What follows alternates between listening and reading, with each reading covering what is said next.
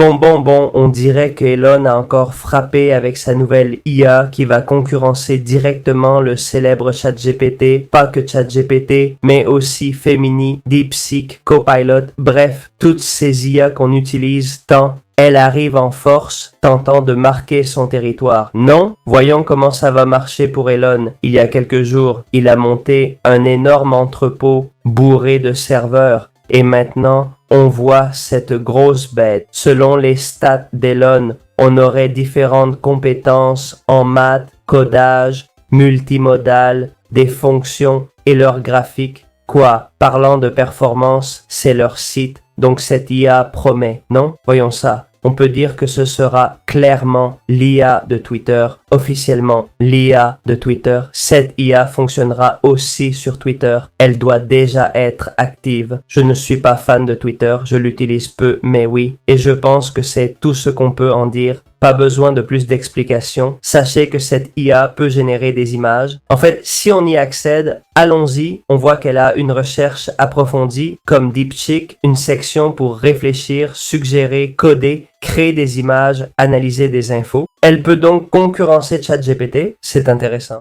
Examinons toutes les options de la nouvelle IA d'Elon Musk. Allons-y. D'abord, sachez que c'est la première chose que vous verrez en entrant. On aurait ces options comme dans ChatGPT, plus Deep Search, similaire à DeepThink, très intéressant. On verra son fonctionnement après, puis des sections pour la recherche, suggérer des idées, analyser l'info en choisissant le meilleur format pour cette fonction, avec des mots-clés au début. Ces trois-là seraient ainsi, puis on aurait la création d'images, pareil mais en créant l'image, et aussi le code. Pour vous montrer comment fonctionne cette IA, je vais vous présenter différents tests intéressants que j'ai faits. Le premier concerne la génération d'images, comme celle-ci de Dragon que vous avez ici. Si vous voulez voir comment générer de bonnes images, regardez ma vidéo sur Vroswaf. Une autre option intéressante est DeepThink, que j'ai utilisé pour chercher des infos sur Nietzsche. Son Deep Search a pris exactement 54 secondes, soit environ 1 minute pour faire toute cette recherche. Voici les sources utilisées.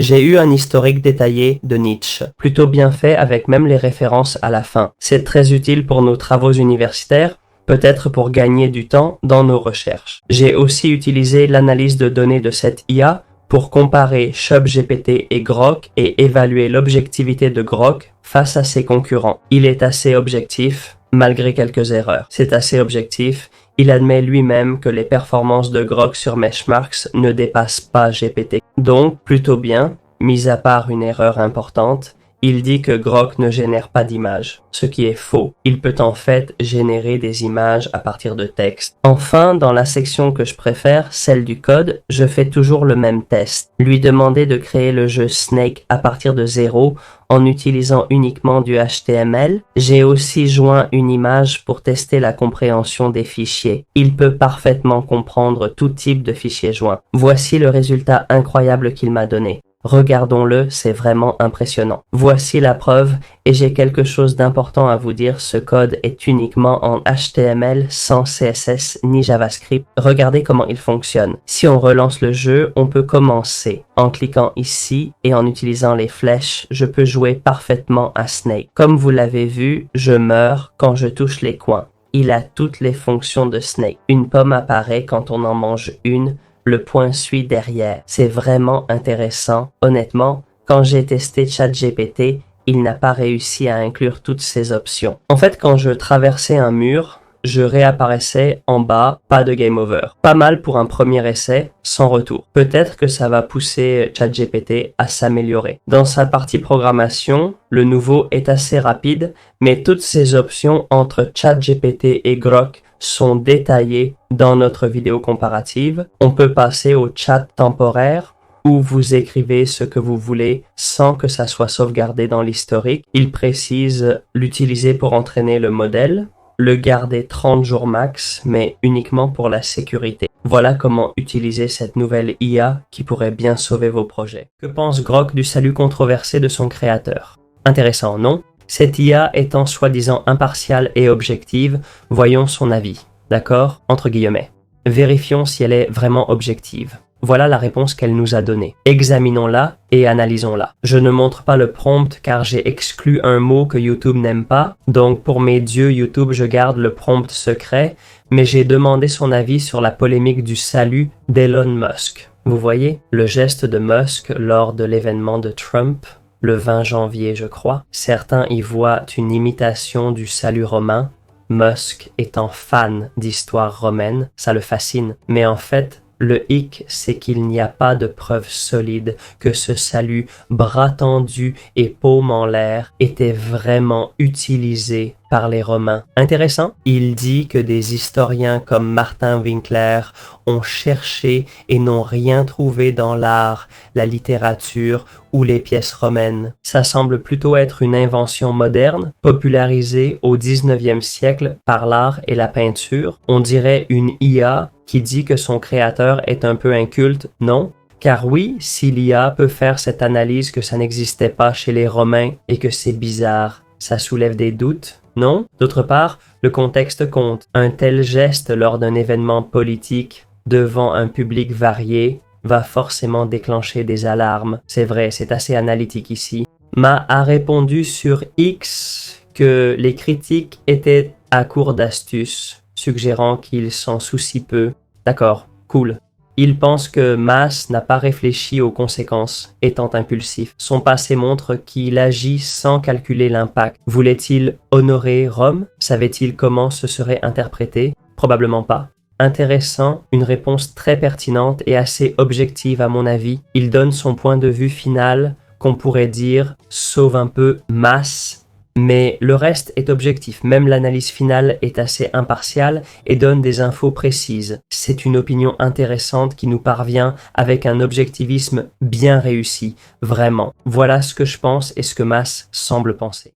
Voyons ce que pourrait être l'avenir de nos réseaux sociaux, non? Des réseaux sociaux avec IA comme Grok de Lomas. Sur Twitter, on a une section intéressante appelé Grok. Et là, comme on peut le voir, on a Salsita. C'est comme l'idée de Grok, mais intégré à Twitter. On peut utiliser le chat directement dans notre réseau social, quoi. Le réseau préféré de beaucoup pour critiquer les autres. Mais bon, il a des options cool et ça pourrait être l'avenir des réseaux sociaux. On peut chercher n'importe quoi pour compléter l'info, tu vois. Peut-être sur une polémique ou un truc qu'on n'a pas bien pigé, non? On a l'IA de Twitter à portée de main, rapidement sur notre portable, ce qui nous permet d'être plus rapide, non? Quand on exécute ses actions. Par exemple, si je demande qui est Jordi Wild, lui, en cherchant post et site, trouvera qui il est et me le dira, etc. Mais le plus intéressant, c'est tout ce qu'il me dit et cette recherche déjà faite, je peux copier le lien pour partager. Si je veux, dans un post pour informer les gens sur Twitter ou pour le partager avec un collègue,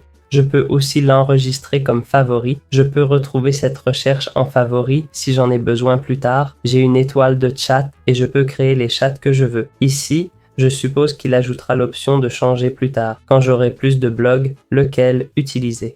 On pourrait faire des choses aussi intéressantes que ça. Par exemple, un jour sur Twitter, on se dit « Waouh, quel truc de dingue, je sais pas quoi regarder aujourd'hui ». On lance un nouveau chat, file-moi les infos du jour sur Twitter. Comme c'est lié à Twitter, ça va chercher les posts les plus populaires. Et voilà le résumé des news les plus importantes. Tout ça basé sur les tendances récentes et le contexte de X. Donc en gros, de l'intérieur, on trouve toute l'info et on se met vite au jus de ce qui se passe sur la plateforme. Les accros au potin vont adorer, c'est sûr. Et comme j'ai dit, je peux cliquer ici, mettre un marque-page, aller dans favoris. Ah non, je me suis trompé, on irait plutôt dans historique. Dans l'historique, on aurait les chats et les favoris sauvegardés. Et on aurait aussi une section images. On génère des images dans Grok, peu importe, pour un titre ou autre. On balance quelques trucs, je sais pas moi. Imagine pour le boulot, genre faire un rapport sur un truc. On pourrait les prendre, les utiliser, les avoir toujours sous la main. C'est juste dingue. C'est clairement l'avenir des réseaux sociaux. Ça pourrait vraiment marquer un tournant. Kruk vs Gemini, deux IA très populaires actuellement. Enfin, pas tant la dernière sortie, voyons leurs progrès et comparons-les un peu, d'accord? Qu'elles peuvent nous offrir. Voici le premier test. J'ai donné le même prompt aux deux, évidemment. Et voici les premiers résultats, celui de Gemini, comme on peut voir, une image esthétiquement belle et intéressante. Le prompt était un dragon comme celui-ci, avec la ville égyptienne en arrière-plan Et franchement, ça a bien marché. Il a même ajouté un cadre, comme on voit, pour cette image à très bonne échelle, intéressant, une très belle image. Et ici, on aurait l'exemple de Grok. Voici l'image générée par Grok. Pour le premier prompt, comme on voit, il manque quelques détails au dragon. Les ailes ne sont pas très belles à l'arrière. Les pattes sont un peu bizarres. La ville est plutôt bien rendue, mais l'image semble floue. Un bon point de cette IA, quand on demande des images, elle en génère 2. Là, ça a raté. Parfois ça arrive, mais d'habitude on a 2 options. Ça nous donne le choix. Ici, pas d'aile visible et une seule image, il faut le noter. Voyons ces jeux de Snake qu'elle a générés. Mini l'a fait 2 fois plus vite. C'est incroyable la rapidité de ce logiciel. Je lance le prompt, ça programme tout. Avec Grok, par exemple, nouveau chat, même prompt, ça prend plus de temps, il en dit plus, bien que plus rapide que ChatGPT. Sinon, c'est... Bon, voyons comment fonctionnent ces snakes, d'accord? Il est passé d'un côté à l'autre du premier coup, c'est plutôt bien. Pas besoin de retouche, ça a marché du premier coup. Très bien. Maintenant, le code Gemini. Voici l'écran généré, voyons comment ça marche. Si je le relance, le jeu démarre tout seul, pas le temps de commencer. Game over direct, pas moyen de recommencer. C'est plutôt nul car pas le temps de réfléchir, faut cliquer en bas et tout. Pas possible de démarrer. J'espérais mieux, franchement. Les flèches marchent pas non plus. Non. Là, Grok a clairement écrasé Gemini. Et enfin, on va faire le test ultime, traduire en anglais un tableau d'une de mes vidéos. Le tableau est bien fait. Je lui demande de le mettre sur Excel. Il dit qu'il ne peut pas, mais va me donner un fichier Excel directement. Je peux copier ça et le coller dans Excel en colonne. Voyons si ça marche. On fait Ctrl plus Shift plus V pour coller sans format. Comme on peut voir, ça colle parfaitement, tout est bien séparé, donc approuvé. Voyons comment Gemini s'en sort. On va voir s'il peut le faire. Il l'a fait, mais il manque une partie, la description. Voyons s'il comprend et le met en format Excel. On va copier-coller ici. Le format Excel n'est pas bon non plus. Ici, je dois donner l'avantage à Grok qui l'a bien fait, contrairement à Gemini. Pour vos projets créatifs, Gemini peut être mieux. Mais pour les tableaux ou choses logiques, Grok, l'IA d'Elon Musk, pourrait être plus utile. Group versus Copilot, voyons lequel est meilleur et comment il fonctionne. Commençons. Faisons d'abord un test d'image pour voir comment chacun fonctionne. Voici comment ça va se passer. Group et puis Microsoft Copilot, on voit que Group génère déjà les premières images assez vite. Ce programme crée toujours 2 images, ce qui est intéressant car on n'a plus de choix. Copilot a déjà généré son image. Comme on peut voir, c'est une très bonne image. J'avais demandé un dragon avec une ville égyptienne géante en fond et c'est bien réalisé. La ville égyptienne et le dragon sont bien intégrés dans l'image. Voyons l'autre côté. Group n'est pas mal du tout, il génère bien mais a quelques petits défauts on pourrait dire. Mais globalement bien fait, même si l'échelle semble un peu étrange, l'image est floue, donc je pense que Copilot est bien meilleur que Group ici. Dans la deuxième partie, on va lui demander de créer un jeu Snake en HTML de A à Z. C'est un test que j'aime faire car on voit vite si ces IA programment bien. Les deux ont généré rapidement, mais Copilot prend un peu plus de temps. Voici le code de Grook.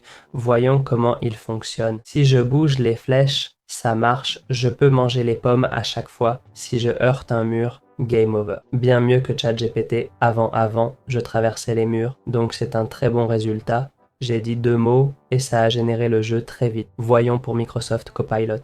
Vérifions. Je peux bouger, manger, ajouter des points. Si je me plante, game over. Pas d'écran game over, mais c'est bien. Le jeu est fini, assez intéressant. Les deux sont assez similaires, mais l'interface avec les points était un peu meilleure que celle du groupe. Demandons un tableau espagnol-anglais pour voir chaque programme, puis on le mettra sur Excel. Pour l'instant, on voit que ça se passe bien. Copilot a dit ne pas pouvoir faire de tableau d'auteur. J'ai dit que c'était mon tableau. Voyons, il a omis une partie, même pas fait l'autre, ni la liste, ni la description. Voyons, on voit qu'il ne peut pas exporter vers Excel, mais il propose un format à copier, même si le tableau n'est pas bien fait, donc inutile. Pour ConfUI, je voulais dire Grok, ça n'a pas marché du premier coup, mais après un autre essai, ça a fonctionné. Je lui ai demandé l'export Excel, il m'a donné un format à copier-coller. Voyons comment ça marche. Allons dans le tableur et collons Grok avec Shift plus V. Apparemment, c'est bon. Oui, c'est bien fait, bien collé. Copilot, lui, ne l'avait pas bien fait, donc inutile. Un point pour Grok dans ce cas. En conclusion, Microsoft Copilot serait peut-être meilleur pour des tâches artistiques comme le dessin vu plus tôt, mais pour des tâches plus logiques, le programme Grok semble plus précis et exact. Mes amis contre DeepSeek. Voyons lequel est le meilleur. On va faire des tests pour comparer le chinois et l'américain. Non? Intéressant. J'aime commencer ces tests par un test d'image, mais ici ce n'est pas possible car DeepSeek ne génère pas d'images. Point pour mes amis au groupe qui peut en générer. Alors comparons leur Deep Search à celui de DeepSeek. J'ai posé une question simple sur Niche pour voir le temps de réponse et le fonctionnement de leur Deep Search. On voit que chacun montre sa méthode dans le Deep Search. C'est bien, on peut voir leurs sources et leur processus. Voici les deux résultats. D'abord Gros, qui donne les points clés, l'identité de Friedrich, puis des notes et ses œuvres à la fin. Intéressant. Des conclusions et même des citations de ses sources, ce qui peut être très utile pour un projet ou une étude de terrain. De plus, ensuite, on aurait DeepSeek qui a aussi fait cette recherche, mais comme on peut voir, ce n'était pas aussi détaillé. Il nous a dit les œuvres majeures qui a contribué philosophiquement, mais sans conclusion ni ces citations finales qui sont peut-être ce qu'on cherche en faisant une recherche approfondie. On veut plus d'infos et on voit qu'il n'en donne pas autant qu'il pourrait. Gros, donc un point aussi pour Gros ici. Un nouveau chat. Maintenant, on va voir comment générer un jeu Snake, par exemple, comment ça marcherait en code pour ces deux programmes et voir comment il le génère. Et on vérifiera en le faisant en HTML. Ça dépend de la programmation si elle a vraiment été efficace. Voici le code généré par Gros. On va faire le premier test avec Gros. Voici l'écran créé. Testons-le. On peut placer les pommes. Parfait. Si je me cogne contre un mur, game over. Bien fait, le score augmente. Game over s'affiche, les pommes allongent le serpent. Pas mal. En fait, quand je parle à ChatGPT, je dis toujours de traverser les murs pour sortir ailleurs sans game over bien fait. De plus, moi c'était la première fois. J'ai juste donné un prompt court pour un jeu Snake en HTML et il l'a fait finalement. DeepSeek a sorti son code. Je l'ai copié dans CodePen, on va le tester. Apparemment, pour une raison inconnue, ça ne fonctionne pas. Je ne comprends pas pourquoi ça ne marche pas. J'ai demandé, mais ça ne fonctionne pas. Comme vous voyez, j'ai essayé, mais il n'a pas pu générer en HTML seul. Il n'a même pas tenté, contrairement à Grok qui l'a fait. Bon essai, mais ça ne marche pas. Un point de plus pour Grok. Finalement, on dirait qu'on va conclure selon ce qu'on a vu, que je pense que c'est mieux, surtout pour les images. Il peut en créer alors que DeepSeek ne peut pas. De plus, avec Deep Search, c'était beaucoup plus détaillé et on a eu plus d'infos. Ce qu'on cherche avec un Deep Search, DeepSeek était très bref, sans citer ses sources. On peut les chercher, mais les citations sont plus pratiques. On a aussi un ordre chronologique des œuvres ici. Enfin, pour le jeu Snake, DeepSeek n'a rien fait. Il a essayé mais échoué, alors que Grok a réussi. Donc, avec tout ça, de mon point de vue et de ce qu'on a vu dans ce tuto, Grok est bien meilleur et plus proche d'une amélioration que DeepSeek. La nouvelle IA d'Elon Musk versus ChatGPT, laquelle est la meilleure? Voyons voir. J'aime commencer par les images. On a donné le même prompt aux deux IA. ChatGPT a été plus rapide, mais Grok donne deux images, plus d'options. J'aimerais qu'une IA génère plusieurs images d'un coup, pas qu'une seule. Le dragon n'est pas mal, mais améliorable. L'image est un peu bizarre. Chez ChatGPT, on voit que c'est fait par IA, mais c'est mieux intégré. Tout fait partie du dragon avec un meilleur design global. J'ai mieux compris l'idée du dragon.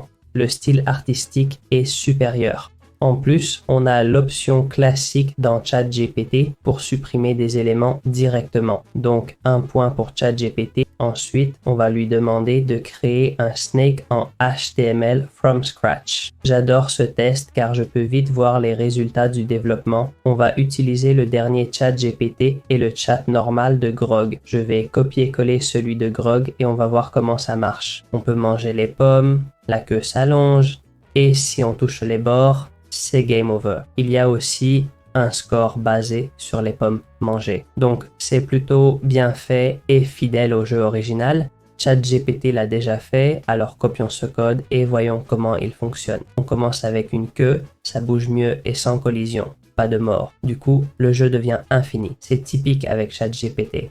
Il capte pas quand il faut un game over. L'interface est meilleure et plus précise, mais le jeu n'est pas bien intégré. Donc, match nul entre les deux. Chacun brille dans des domaines différents. Le dernier test que j'aime faire, c'est traduire des tableaux espagnols en anglais pour les coller dans un tableur. J'utilise ChatGPT depuis longtemps pour ça, et avec la bonne invite, ChatGPT marche bien et structure correctement dans toute langue, mais Grok l'a fait du premier coup, alors que ChatGPT m'a donné plus de fil à retordre. Donc, à mon avis, Grok est plus efficace ici car il m'a posé moins de soucis et a créé les tableaux directement. Je copierai ça, le collerai dans un tableau et il le formaterait parfaitement, divisé en colonnes et en lignes. Grok, contrairement à DeepThink, à Deep Search, qui fait une recherche plus approfondie, ce que ChatGPT ne peut pas faire. Il a l'OO1 pour un raisonnement avancé, pas pour une recherche exhaustive, c'est différent. Pour la création d'images, elles sont moins bonnes que ChatGPT, mais il en génère deux. ChatGPT a de meilleures images selon moi, pas de Deep Search, mais l'OO1 qui crée des interfaces et programme très bien, résolvant efficacement les erreurs. Grok corrige aussi le code, mais peut-être moins bien visuellement que ChatGPT. ChatGPT m'a beaucoup aidé et a souvent corrigé des parties importantes du code, donc je ne pense pas qu'on puisse juger Grok, mais il semble bien parti pour rattraper ChatGPT.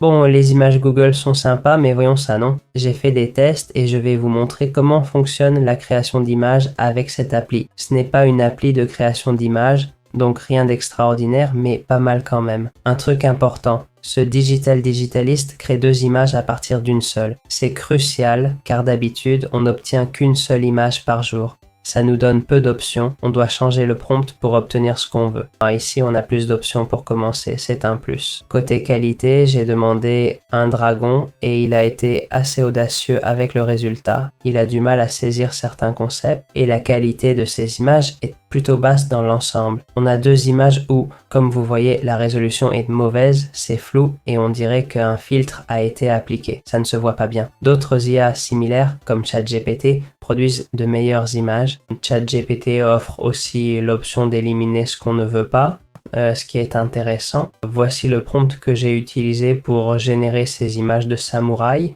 Et comme vous le voyez, c'est pareil. La qualité n'est vraiment pas top. Elle est plutôt basse. L'IA interprète mal certains détails, comme cette épée mal rendue et la main mal dessinée.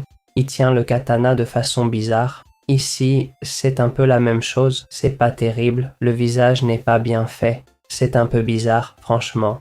Mais c'est pas si mal, la compo est correcte. Ça pourrait s'améliorer avec le temps, c'est une bonne idée. Pour l'instant, le plus positif, c'est qu'on en a deux, c'est tout, faut pas se mentir. J'ai donc testé de nouvelles images. Ça a bien moins de censure que d'autres applis, j'ai remarqué. Vous pouvez bosser plus librement, sans censure politique, sans être politiquement correct, quoi. Bon, faut commencer à l'essayer, non? Comment obtenir l'API de Grub? Contrairement à ce que beaucoup pensent, elle n'est pas dans le programme ni dans ses espaces. En cherchant Grub sur Internet, on va sur Grub. Dans sa page, il y a une section API où on peut commencer à travailler. On clique sur Start pour générer la clé API et l'utiliser dans notre programme pour automatiser les flux de travail.